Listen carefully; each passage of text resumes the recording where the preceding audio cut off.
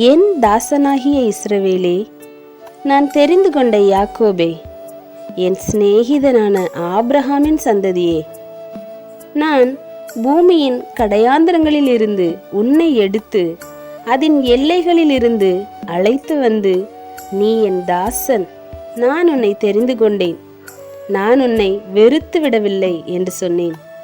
நீ பயப்படாதே, நான் உன்னுடனே இருக்கிறேன். திகையாதே, நான் உன் தேவன். நான் உன்னை பலப்படுத்தி உனக்கு சகாயம் பண்ணுவேன். என் நீதியின் வலதுகரத்தினால் உன்னை தாங்குவேன். இதோ, உன்மேல் எரிச்சலாயிருக்கிற யாவரும் வெட்கி லட்சையடைவார்கள். உன்னோடே வழக்காடுகிறவர்கள் நாசமாய் ஒன்றுமில்லாமற் போவார்கள். உன்னோடே போராடினவர்களை தேடியும் காணாதிருப்பாய். உன்னோடே யுத்தம் பண்ணின மனுஷர் ஒன்றுமில்லாமல் இல் பொருளாவார்கள். உன் தேவனாயிருக்கிற கர்த்தராகிய நான் உன் வலது கையை பிடித்து, பயப்படாதே, நான் உனக்கு துணை நிற்கிறேன் என்று சொல்லுகிறேன். யாக்கோபு என்னும் பூச்சியே, இஸ்ரவேலின் சிறு கூட்டமே, பயப்படாதே, நான் உனக்கு துணை நிற்கிறேன் என்று கர்த்தரும் இஸ்ரவேலின் பரிசுத்தருமாகிய உன் மீட்பர் உரைக்கிறார்.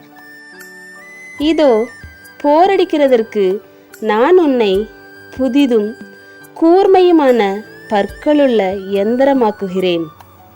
நீ மலைகளை மிதித்து நொறுக்கி குன்றுகளை பதருக்கு ஒப்பாக்கி விடுவாய். அவைகளை தூற்றுவாய். அப்பொழுது காற்று அவைகளை கொண்டு போய் சுழல் காற்று அவைகளை பறக்கடிக்கும். நீயோ கர்த்தருக்குள்ளே களிகூர்ந்து இஸ்ரவேலின் பரிசுத்தருக்குள்ளே மேன்மை பாராட்டி கொண்டிருப்பாய்.